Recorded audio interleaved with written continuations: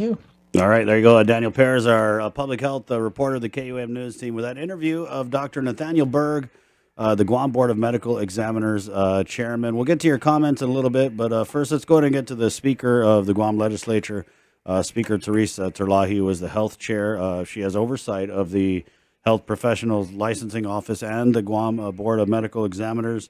Good morning, Madam Speaker. Good morning, Chris. Good morning, Guam.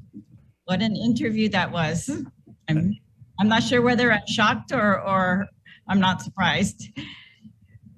Yeah, and I guess we'll just start there, Madam Speaker. There was just a lot of stuff to unpack from that interview. So, just your reaction to the interview, and if you wanted to go through any of the points that Dr. Berg had raised, go ahead. You have the Well, floor. overall, I want to say, all we did was what I believe is our job. As in here in the legislature, we have only a couple powers. One is to write bills and appropriate and direct policy, and the other one is to conduct oversight and ensure that every agency, every board, every public official, can be held accountable. And we use our powers that way just to bring, openness to the procedures so that the public can understand and so that we also in the legislature can understand where in the policy there may need to be changes. And so that's the purpose of the oversight, is to find out where there might need to be changes. And Chris, we did these oversights.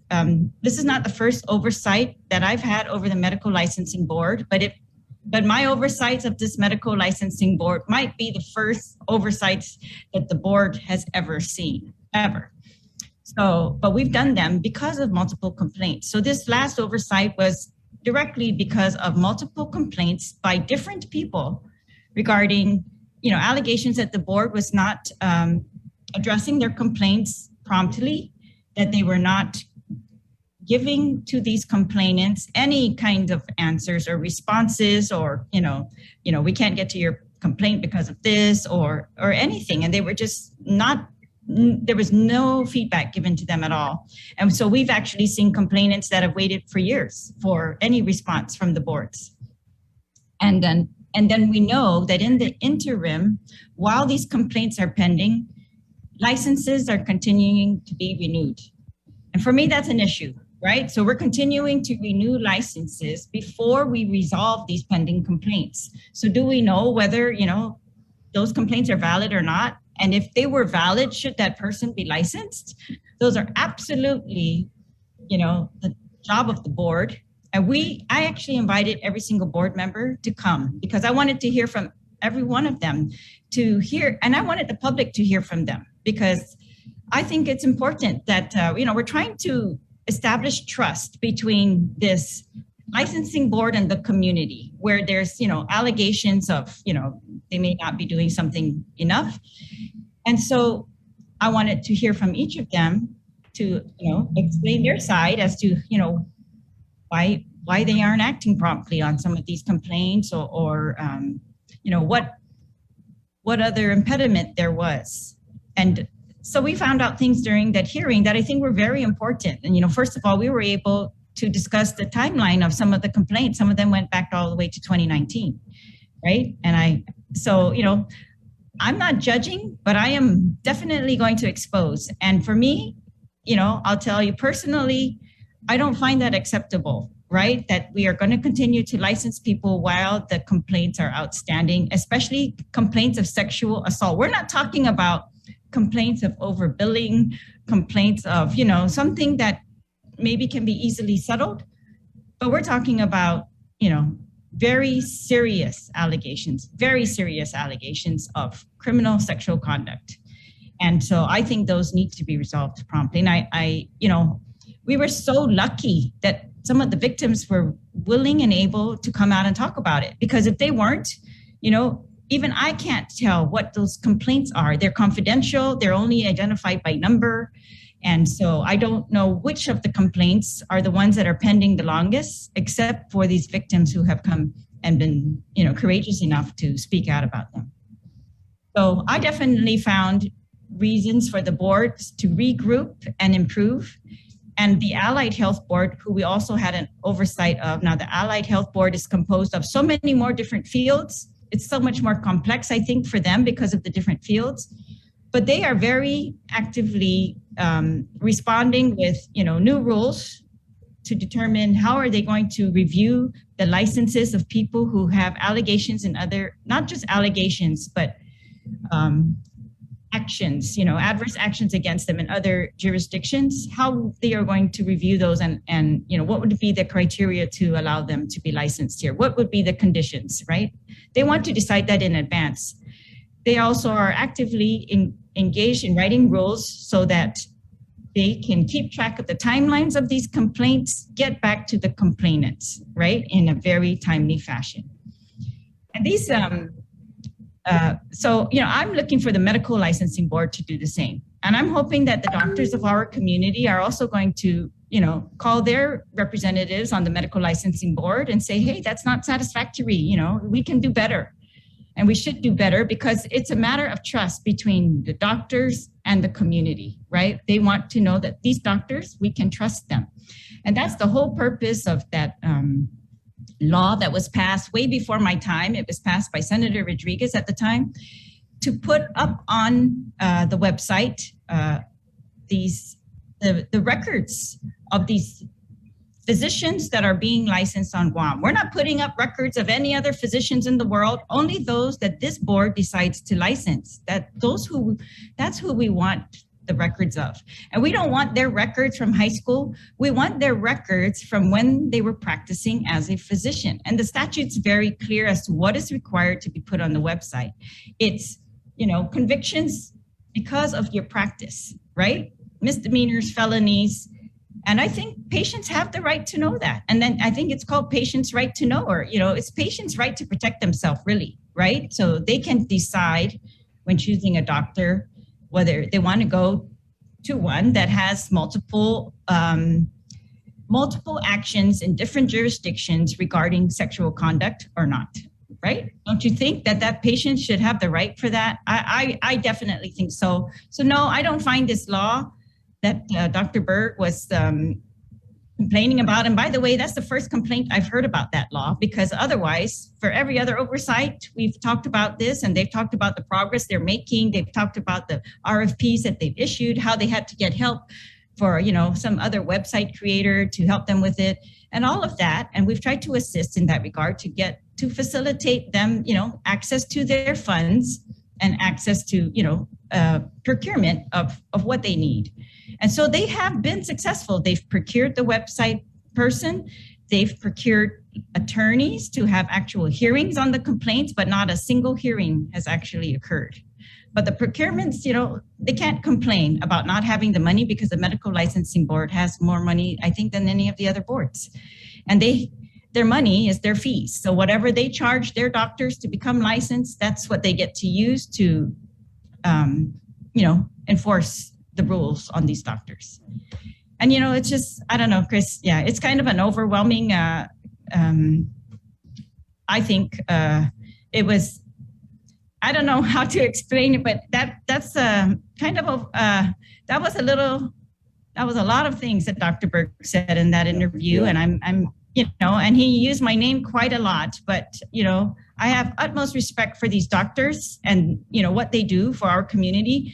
But those who serve on the licensing board, I believe have to answer to the people of Guam. They are doing a government service for us. Yes. And they are volunteers. Yes. I acknowledge that. But they've all sworn to do this. They've all volunteered to do this. They all know the job and how much time it's going to take. And I hope that they are all committed to doing that. And if, they have real issues and they need changes in policy, that they suggest those, because that's what, I'm going to work on now, seeing not whether to reduce the amount of information that's put on the website, but actually to increase it. Because of this issue we have now, is if you have an outstanding complaint, it can go on for years, and that person, according to our law, will continue to be licensed. Well, I have a problem with that if the board is not going to act on those complaints promptly. So we're going to try to address that. Yeah, Madam Speaker.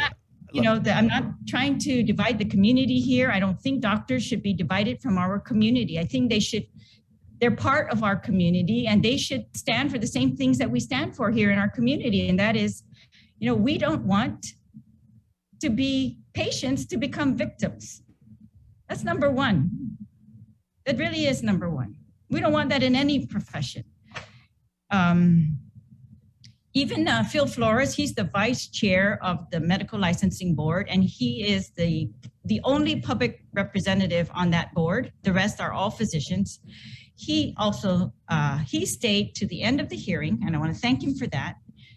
And he also, concurred. I thought by the end of the hearing that yes, we can do better in informing patients of our actions, and that, if we can act more promptly, then we should, and so I don't know. Yeah, Chris. Let me get in a speaker. So I watched the hearing. I watched this interview, and I don't know. I mean, from Dr. Berg complaining that the law requires the Guam Board of Medical Examiners to put on a website more information than any other jurisdiction in the world. I mean, from that to just calling the oversight hearing political, and I mean, it kind of seemed like he had an issue with every aspect of the law. So at what point do you kind of look at his chairmanship and maybe say that you don't have confidence in it? Because I don't think he said one word about resolving the patient complaints or really addressed any of the concerns that are brought up. I mean, he didn't even stay for the duration of the hearing. And so as a patient, Madam Speaker, when I look at this, I feel like it's an egregious abuse of the public's trust. When I listen to this interview and I hear how, I mean, it is what it is. I feel like it was a lot of excuses, and I didn't hear anything that reassured me or anybody who had a complaint before the board, because he didn't address any of those significant issues. So I mean, well, I'm telling you, that interview that you just played is quite shocking. I'm shocked that is the response to an oversight hearing, right? To me, calling this personal attack on me because I, as the head of the Legislative Committee on Health, called an oversight hearing on the Guam Board of Medical Examiners. That's the type of response that we're going to get.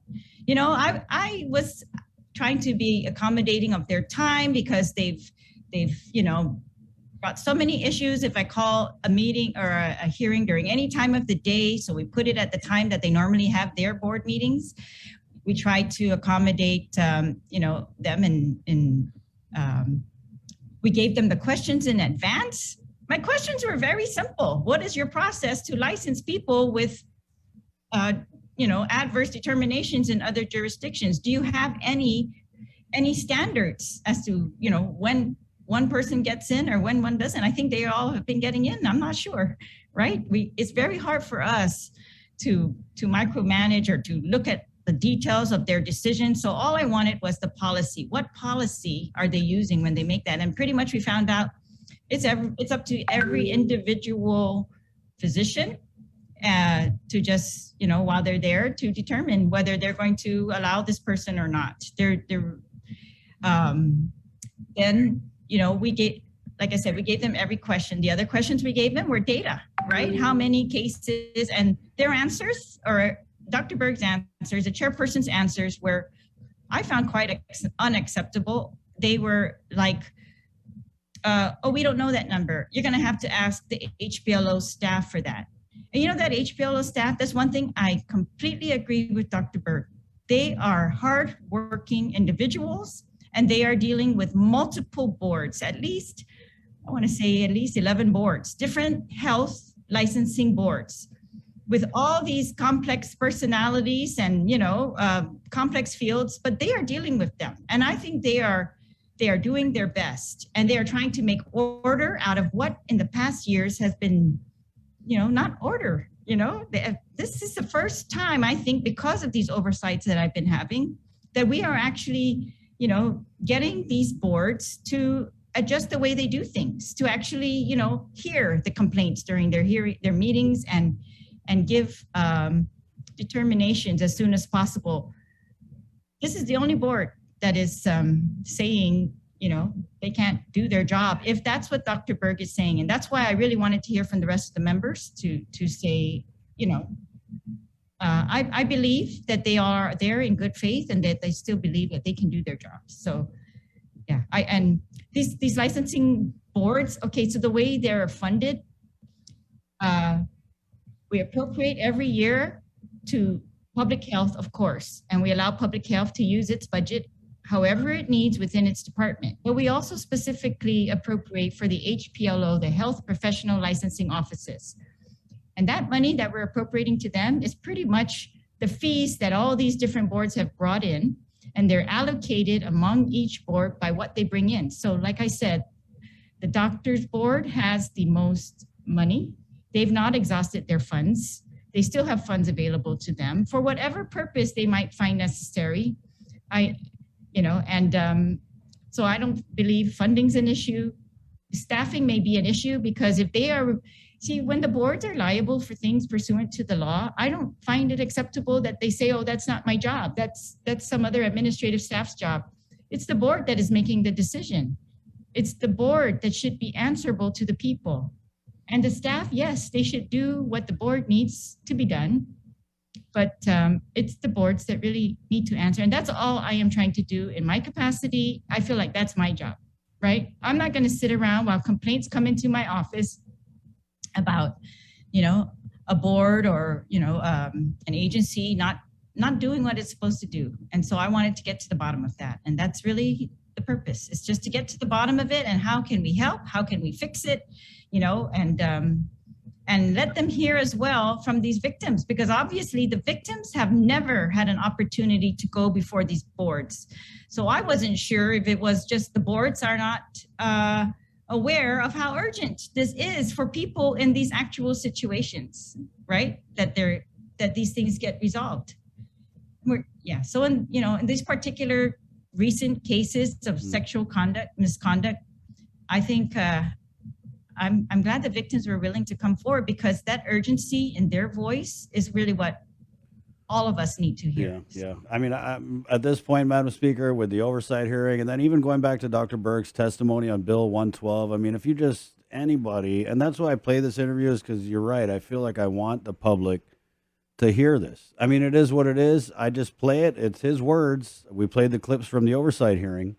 His words, but just going back to even his testimony in Bill 112, I mean, the takeaway I got, and you guys heard the interview yourselves, the takeaway I got was that there doesn't really seem, Dr. Berg doesn't really seem to be passionate about holding his colleagues accountable. And I think the proof is in the pudding when you look at the GBME and whether or not they are doing their job. I think we can all agree that they're not. I mean, even up to today. So when I asked you the first question to respond to the interview, you said that your job was to hold these oversights and to make determinations about what types of fixes you can make in policy. So are we anticipating any policy fixes in the form of maybe some bills that you're going to introduce relative to the GBME? Yes, I actually am working on some bills. And like I said, one of them is going to be, to address this gap. There's a huge gap between we're not allowed to publish any complaints, right? Yet these complaints can linger for 3-4 years, right? No way, that can't be acceptable. And in the interim, they continue to be licensed. So that combination of things, I think something there needs to change. It's either you address the complaint and then you renew their license, or you, at least publish the complaint so that people will know that this licensed physician actually has an outstanding sexual assault complaint, right? And of course, we're trying to, I think the policy was to keep these confidential until it's like innocent until proven guilty. I believe in that, but I just think we can't hold off on the trials, right? We need a determination. That's how justice is brought. That's how justice is brought, particularly to victims, right? And so I just think I'm just hoping the board, will bring, other. Well, we look at it after the hearing, but I'll tell you what bothers me.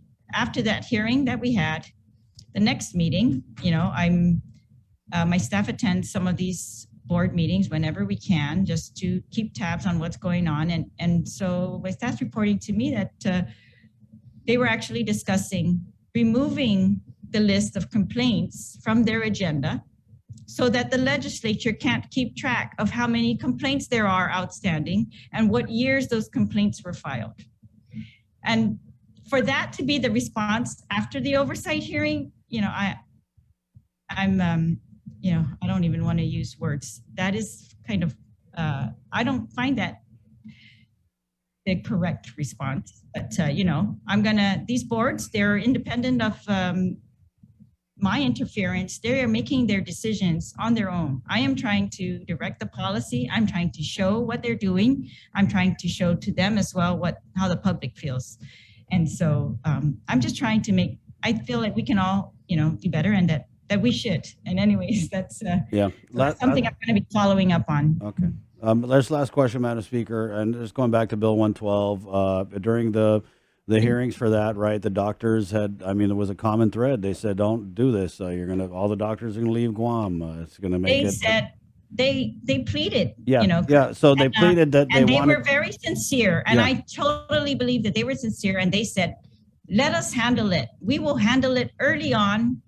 We will take care of these patients, and we will take good care of them. And if they are not satisfied with something or something went wrong, allow us to take care of them first. Don't give it to a magistrate." They told me, "Don't, do this, don't do that." And, so I am looking for these doctors. And that's why I'm hoping that, some other doctors in our community are also going to use their voices in this situation, because, yeah, I know, Yeah, but no, the point I wanted to make, Madam Speaker, was these doctors, they pleaded, you're right. They seem very sincere. Let us govern ourselves. Right. And so this GBME is supposed to be the doctors governing themselves. And clearly, I would just say it looks like a total failure.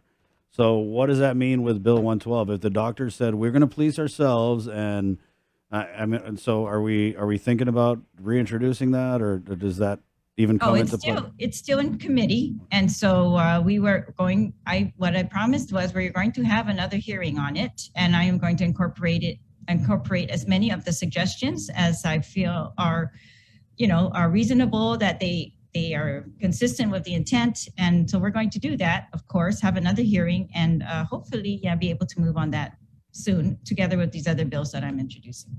Okay. Well, thank you, Madam Speaker. Thank you very much. Take care. There you go. Safe. Speaker Therese Terlaje. The interview, it's a link exclusive. You got it here with Dr. Nathaniel Berg. Let's get into some of the comments here, guys. Yeah, but I would just say that going back to that Bill 112, you guys remember just some of the orchestration that went into it with the doctors. And I mean, there was even one point where a doctor had stood up. There's a couple of them, and said that they were going to do their best to make sure that the Speaker Terlaje and senators who supported this measure, they would campaign against them, basically. And so I would just say that if the doctors had come out of that hearing and said, let us take care of ourselves, and the GBME is the main way that these doctors can police themselves, because there's only one member of the public on there, and that's not happening, what does that then mean? I don't know, though, but if I was a good doctor, and there are so many good doctors on this island, and I heard this interview from Dr. Berg, and I watched that hearing about the GBME, I would be freaking right now. Because Dr. Berg, when you talk about the speaker saying that we need to restore trust, or even look at the amount of trust that the public has in the Guam Board of Medical Examiners, I mean, if you just look at the facts of everything, I would say that there's very little trust that the public has in the GBME. And so if I was a good doctor hearing these things that Dr. Berg is saying, I would freak. I would start coming out and speaking out against it, or, maybe pull Dr. Berg to the side, because at this point, I'm really surprised that there isn't a petition circulating to remove Dr. Berg as the Guam Board of Medical Examiners chairman, just because you would expect more from a chairman. Like, when I listened to that interview, I felt like I was listening to the interview of just a regular member of the board. But he is the chairman, the titular head of that board, whose responsibility is to carry out all of the mandates that the Guam Board of Medical Examiners has to carry out, which includes accepting, addressing, investigating patient complaints. And that, to me, is the biggest thing that they have to do. And patients are filing complaints. They're not getting the time of day. Their complaints are getting lost. Right? And like